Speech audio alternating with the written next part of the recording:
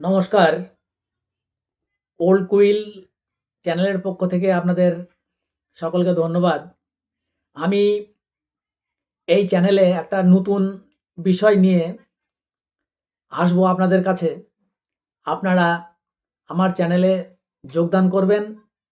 যোগদান করে আমাকে একটু উৎসাহ জাগাবেন, সাহায্য করবেন। আর বিশেষত আপনাদের উপকারও আমি করব এই চ্যানেলের মাধ্যমে। আমি আজ থেকে প্রত্যেক দিন এই চ্যানেলে আ গীতার একটি করে শ্লোক আমি বলবো এবং তার মানেও আমি আপনাদের সামনে আলোচনা করব। অবশ্য সেটা আমার ভিতরের যে জ্ঞান, সেই জ্ঞান থেকে নয়। কেননা আমি ততখানি জ্ঞান অর্জন করতে পারিনি। পারবো কিনা হয়তো জানি না। তবে সম্ভব অসম্ভব বলে তো কিছু হয় না। চেষ্টা করে দেখব যদি পারি জ্ঞান অর্জন করতে। তখন দেখা যাবে। কিন্তু আমি জ্ঞান অর্জন করতে পারিনি। আমি কয়েকবার পড়েছি বা পড়ার চেষ্টা করেছি। আমার গুরুস্থানীয় লোক বা যেনারা আছেন তেনারা বলেছেন যে, "গীতা পাঠ করতে হয়। পাঠ করতে, করতে তোমার মধ্যে একসময় একটা গীতার মাহাত্ম্য বোধ তোমার মধ্যে জেগে উঠবে। তখন অটোমেটিক তুমি প্রত্যেকটি লাইনের মানে তুমি বলতে পারবে, তুমি জানতে পারবে।" আমি তত বড় হতে পারিনি।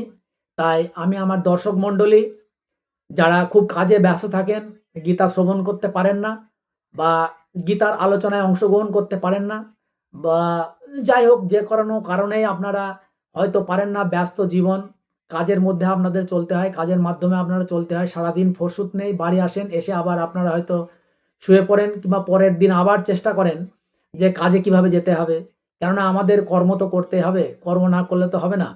তাই আমি আমার সেই সমস্ত দর্শক বন্ধু যারা কানে এই গীতার বাক্য নিতে পারেন না, তাদের আমি একটি করে শ্লোক প্রতিদিন পাঠ করব এবং পাঠের বিষয় আমি এইখানে গীতা থেকে দেখে আমার স মা সামর্থ্য মতো আমি আলোচনা করব। আপনাদের কানে যাতে গীতার সেই শ্লোকগুলো পৌঁছায় এবং আপনাদের জীবন ধন্য হয়। আর বর্তমান যে পৃথিবীতে যে হানাহানি, মারামারি, গন্ডগোল চলছে, সেই গন্ডগোলের অ্যা অ্যা সময়ে মানুষকে একটা সঠিক দিশা আমার মনে হয় এই গীতাই দিতে পারে। এই গীতার মাধ্যমে আ আমি সেই আলোচনাটা করব। আপনারা আমাকে কমেন্ট করবেন, আপনারা শুনবেন। আর সবথেকে বড় কথা আপনারা আ আশা করি আপনাদের কানে আমি গিয়ে গীতার একটি, একটি করে শ্লোক প্রতিদিন আমি পৌঁছানোর চেষ্টা করব। পৌঁছানোর চেষ্টা করে আমি নিজেকে খুব ধন্য মনে করব। আর আ আমি আমার ধর্ম সম্বন্ধে বা আমার সনাতন ধর্ম সম্বন্ধে আমি একটা কিছু করতে পারি, আমি একটা সংযোজন করতে পারি, তার জন্য আমি নিজেকে খুব ধন্য মনে করব।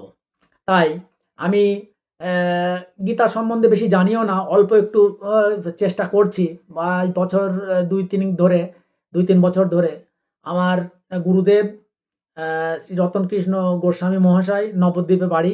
আমি ওনার কাছে দীক্ষিত হয়েছি। দীক্ষিত হওয়ার পর থেকে আমার একটু ও টান তো আমার আগেই ছিল। তবে আমি প্রকাশ্যে আসিনি। আমি প্রকাশ্যে এসেছি আজ ২-৩ বছর। আমি কিছুটা হলেও আমার ধর্ম নিয়ে আমি আলোচনা করি। আমি অন্য ধর্ম সম্বন্ধে চেষ্টা করি না জানার। আমার এই সনাতন ধর্ম, জীবের ধর্ম।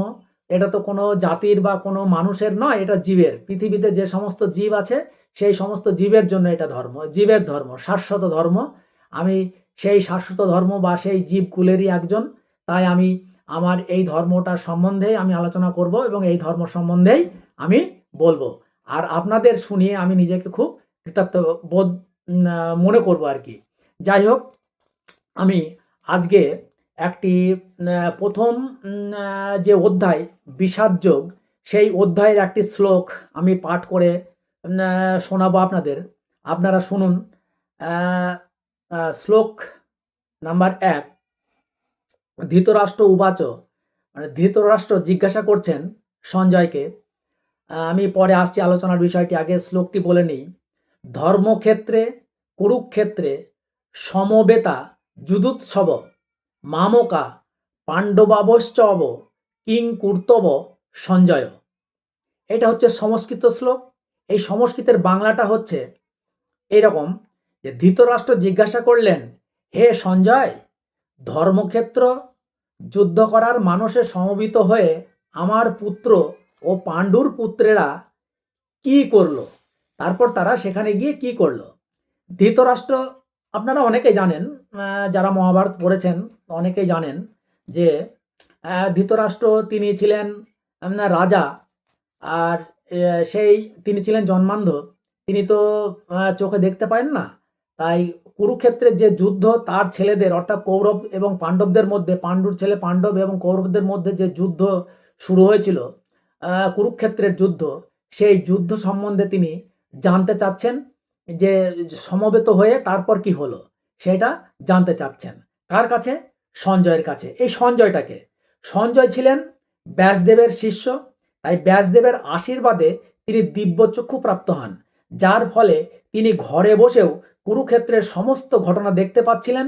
তাই ধৃতরাষ্ট্র তাকে যুদ্ধক্ষেত্রের পরিস্থিতি সম্পর্কে জিজ্ঞাসা করছিলেন। মানে ঘটনাটি ঠিক এই রকম আর কি। আপনারা এখন টেলিভিশনে খেলা দেখেন তো অনেকে, তাই না? ধরুন আমি বাড়িতে বসে আছি, আমার ছেলেকে আমি বলছি যে কত রান হলো। সে ধারাভাষ্য, স্টেডিয়ামে আছে হয়তো, স্টেডিয়ামে ধারাভাষ্য দিচ্ছে। খেলা না দেখেও সে হয়তো বাড়িতে বসে টিভিতে দেখছে, টিভিতে দেখে বলছে এত রান হলো, এত উইকেট পড়লো। ঠিক এই ধরনের একটা ব্যাপার। তা এই সঞ্জয় তিনি দিব্যচক্ষু, তিনি অর্থাৎ চোখ বুঝলে তিনি দেখতে পেতেন। তিনি যে ঘটনাটি বা যে বিষয়টিকে মনে করতেন সেই বিষয়টি সম্বন্ধে কি ঘটছে, কি ব্যাপার, সব তিনি দেখতে পারতেন। মানে এই আধুনিক যুগের সঙ্গে আপনি একটু মিলিয়ে দেখুন, মিলটা বুঝতে পারবেন। এবার ধৃতরাষ্ট্র জন্মান্ধ, তিনি তো চোখে দেখতে পান না, তাহলে তিনি দেখবেন কি করে? তিনি কানে শুনবেন। আর কানে শুনবেন, তেনাকে তো আর যুদ্ধক্ষেত্রে নিয়ে যাওয়া যায় না। তিনি রাজধানীতে বা রাজার সিংহাসনে তিনি বসে আছেন, তিনি তো রাজা, সিংহাসনে বসে আছেন এবং ওনাকে শোনাবেন। কে শোনাবেন? সঞ্জয় শোনাবেন। সঞ্জয় কি করে শোনাবেন? উনি ভগবানের থেকে, ব্যাসদেবের থেকে দিব্যচক্ষু প্রাপ্ত হয়েছেন। অর্থাৎ দিব্যচক্ষু প্রাপ্ত অর্থাৎ কি? তিনি চোখ বুঝলেই ঘটনার সমস্ত কিছু দেখতে পাবেন। তাই তিনি এই ধৃতরাষ্ট্রের কাছে তিনি কি করবেন? এই বিষয়ে আলোচনা করবেন। এই শ্লোকে ধর্মক্ষেত্র একটা কথা বলা আছে। এই ধর্মক্ষেত্র কথা বলাটার অর্থাৎ কি? মানে এই কুরুক্ষেত্রের যে যুদ্ধ, সেই কুরুক্ষেত্র নামক জায়গাটি হচ্ছে ধর্মক্ষেত্র। অর্থাৎ সেখানে শ্রীকৃষ্ণের পদার্পণ হয়েছে যুদ্ধে। আপনারা জানেন সকলেই শ্রীকৃষ্ণের পদার্পণ কিভাবে হয়েছে। না, তিনি পাণ্ডবদের পক্ষের যে অর্জুন আছেন, অর্জুনের রথের সারথি।